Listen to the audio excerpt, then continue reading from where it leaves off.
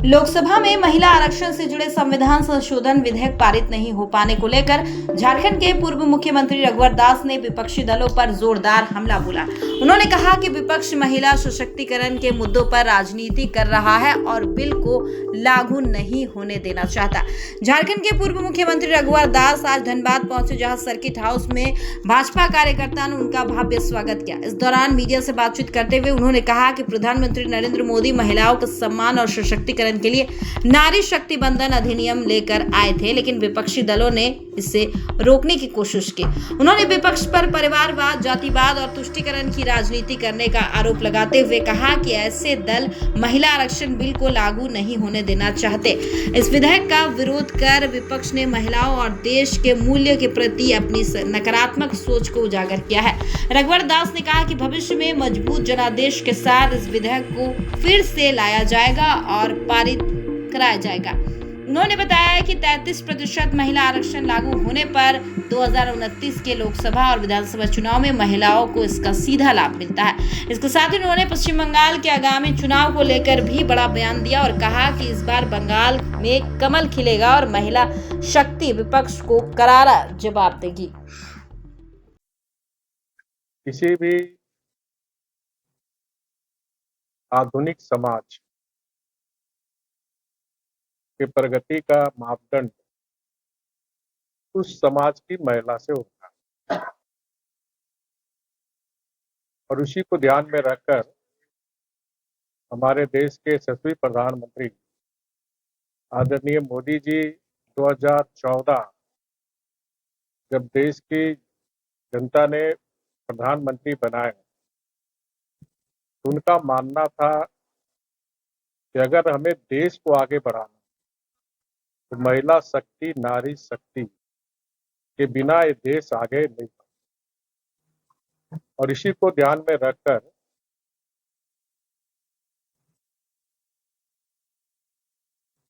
विशेषकर महिलाओं के लिए, चाहे वो सामाजिक विकास हो, चाहे महिलाओं की आर्थिक सुदृढ़ीकरण हो या फिर राजनीतिक भागीदारी, राज्य और देश से की नीति निर्धारण में महिला शक्ति की भी भूमिका हो। इन 14 वर्ष में अगर हम देखें तो स्वच्छता अभियान के तहत करोड़ों महिलाओं के घर में, जिसे हम इज्जत घर कहते हैं, महिलाओं को सम्मान देने का काम मोदी जी के नेतृत्व में चलने वाली एनडीए सरकार ने। इसी तरह प्रधानमंत्री आवास योजना के तहत जो घर आवंटित होगी वो भी महिलाओं के नाम पर। इसी तरह मुद्रा योजना, इसमें 70% से ज्यादा हमारी बेटियां, हमारी बहनें उस मुद्रा योजना का लाभ लेकर एक उद्यमी बनने का काम भी इन 14 वर्ष में। और मोदी सरकार की नीति के कारण आज हम सेना में आप देखें, चाहे लड़ाकू विमान का पायलट के रूप में हम देखें, चाहे खेल कूद के क्षेत्र में देखें, हर सेक्टर में आज हमारी बहन, हमारी बेटियां आज देश का नाम रोशन कर। और इसी को ध्यान में रखते हुए आप सब को पता है कि 2023 में नारी शक्ति वंदना, जो 3 दशक से देश की करोड़ों महिलाओं के बहनों को 33% आरक्षण हमें लोकसभा और विधानसभा में मिले। और इन 3 दशक में कभी लोकसभा में बिल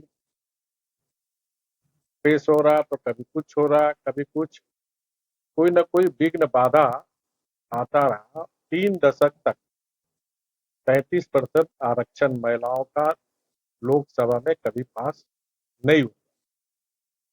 लेकिन आदरणीय मोदी जी के नेतृत्व में 2023 में नारी शक्ति बंधन अधिनियम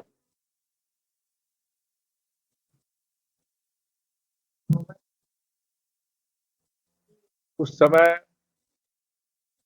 विपक्ष भी चुनाव को देखते हुए बिल का समर्थन करने का काम किया,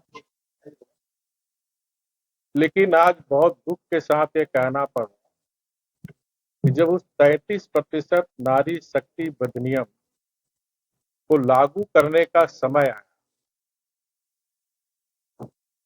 कि ये जो परिवारवाद की पार्टी, जातिवाद की पार्टी, तुष्टीकरण की राजनीति करने वाली Congress party, Jharkhand Mukti Morcha, TMC, Sapa, DM की तहत विपक्षी दलों ने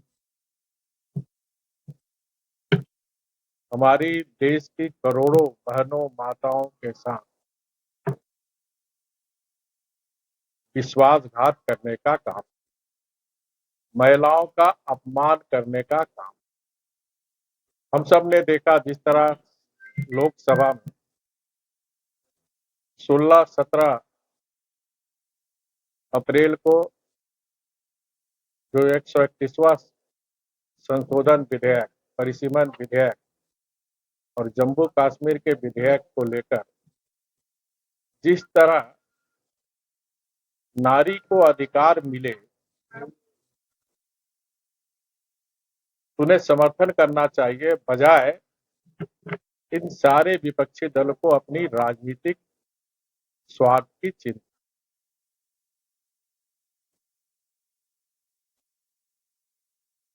तो झारखंड प्रदेश भारतीय जनता पार्टी के साथ सहित झारखंड की 4 करोड़ जनता, जिसमें आधी आबादी महिलाएं भी Congress, JMM, RJD, Sapa, TMC की जो महिला विरोधी चरित्र जो सदन में पूरे देश ने देखा, पूरा झारखंड ने देखा, इसकी कड़ी निंदा करती।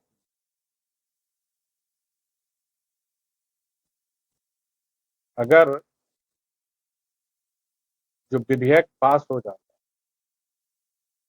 तो 2029 में 33% आरक्षण